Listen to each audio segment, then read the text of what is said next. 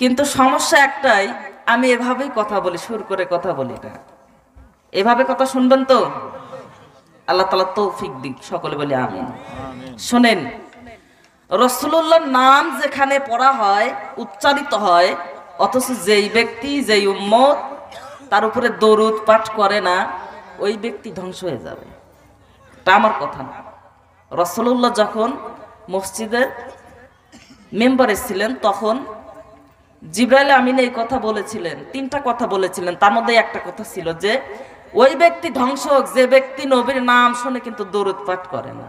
রাসূলুল্লাহ আমিন বলেছিলেন। তো জিবরাইল আলাইহিস সালাম দোয়া করছেন, রাসূলুল্লাহ আমিন বলছেন, কবুল করবেন কে? আল্লাহ। আমার আপনার কথা। এজন্য যাদের ধ্বংস হওয়ার ইচ্ছা নাই, যাদের রাসূলুল্লাহর ভালো উম্মত হওয়ার আশা, আমরা সবাই দরুদ পড়ব। রাজি আছি? সবাই একসাথে একটু কষ্ট করে ছোট করে দরুদ ইব্রাহিম আমরা পাঠ করি। আল্লাহুম্মা সাল্লি আলা মুহাম্মাদ ওয়া আলা আলি মুহাম্মাদ কামা সাল্লাইতা আলা ইব্রাহিম ওয়া আলা আলি ইব্রাহিম ইন্নাকা হামিদুম মাজিদ। আল্লাহুম্মা বারিক আলা মুহাম্মাদ ওয়া আলা আলি মুহাম্মাদ কামা বারাকতা আলা ইব্রাহিম وعلى آل إبراهيم إنك حميد مجيد। আলহামদুলিল্লাহ, সমস্ত প্রশংসা সেই মহান রবের জন্য, যিনি আমাদেরকে দুনিয়ার সমস্ত ফিতনা ফেসাদ খারাপ কাজ থেকে বিরত রেখে আজকে কোরআনের মাহফিলে বসার এবং দিনের কথা শোনার তৌফিক দান করেছেন। এজন্য সবাই বলি আলহামদুলিল্লাহ। শত সহস্র দরুদ বর্ষিত হোক সেই নবীর প্রতি, যিনি শুধু একজন নবী নন, যিনি পুরো বিশ্বকে, পুরো উম্মতকে, পুরো জাতিকে দেখিয়ে দিয়ে গেছেন কিভাবে জীবন যাপন করতে হয়। সেই মানবতার ফেরিওয়ালা, উম্মতের কান্ডারি, শফিউল মুজনিবিন, ইমামুল মুরসালিন, খাতামুন নবিয়্যিন, তেনার প্রতি দরুদ পাঠ করি। সবাই বলি সাল্লাল্লাহু আলাইহি ওয়াসাল্লাম। সম্মানিত হাজিরিন, আজকে মন্ডলের দিঘির পার নুরানি ও হাফেজিয়া মাদ্রাসার হাফেজ ছাত্রদের পাগড়ি প্রদান উপলক্ষে 10ম ঐতিহাসিক তাফসিরুল কোরআন মাহফিল।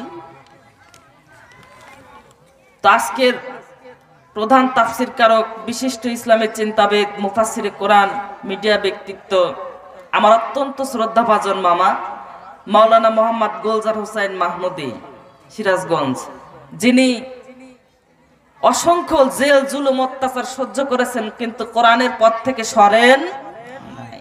অনেক অত্যাচার সহ্য করেছেন, কিন্তু হক কথা বলা বাদ দেন নাই। সবসময় হকের পথে থেকেছে। আল্লাহ তাআলা তাকে হক পথে থাকার আরো তৌফিক দান করুন, তার হায়াতের মধ্যে বারাকা দান করুন, তাকে সুস্থতা দান করুন। এইভাবেই যেন তিনি কোরআনের আলোচনা পুরো বিশ্বব্যাপী করে যেতে পারেন। সকলে বলি আমিন।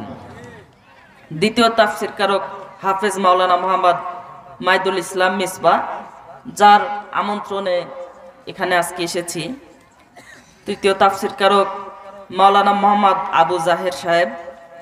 প্রধান অতিথি জনাব মোহাম্মদ দেলোয়ার হোসেন মাস্টার। সম্মানিত অতিথি জনাব মোহাম্মদ রিয়াজুল ইসলাম রাজু। সভাপতি আলহাজ ডক্টর মোহাম্মদ নুরুল ইসলাম। এছাড়াও রয়েছেন বিশিষ্ট অতিথিবৃন্দ। আর আজকের এই মাহফিলটাকে আয়োজন করার জন্য যারা পরিশ্রম দিয়েছেন, অনেক কষ্ট হয়েছে। এই সামিয়ানা থেকে শুরু করে আমার যে ভাইয়েরা আজকের এই মাহফিলটাকে সফল করার জন্য বিন্দু বিন্দু করে পরিশ্রম দিয়েছেন, তারা, এই মাহফিল কমিটি, এই এলাকাবাসী, মাথার তাজ ওলামায়ে কেরাম, মাদ্রাসার ছাত্রগণ, শিক্ষকগণ, আমার সামনে উপবিষ্ট মুসল্লিগণ, পর্দার অন্তরালে সম্মানিত শ্রদ্ধেয়া মা ও বোনেরা, সকলকে জানাই আমার পক্ষ থেকে আন্তরিক মোবারকবাদ। এই মুহূর্তে জানতে চাচ্ছি আপনারা কেমন আছেন? আলহামদুলিল্লাহ, আমি আল্লাহ তাআলার অশেষ মেহেরবানিতে অনেক ভালো আছি। যাই হোক, সম্মানিত হাজিরিন, আজকে আমি আপনাদের এখানে আলোচনা করার জন্য বেছে নিয়েছি সূরা মুলক। সূরা মুলক থেকে আমি কিছুটুকু আলোচনা করব। রাত্রি এখন 12:30। কয়টা বাজে? 12:30। ইচ্ছা ছিল অনেক বিস্তারিত আলোচনা করব, কিন্তু সময় সংকীর্ণ, এই জন্য ছোট করে আলোচনা করব। আপনারা শুনবেন তো? আল্লাহ তাআলা তৌফিক দান করুন।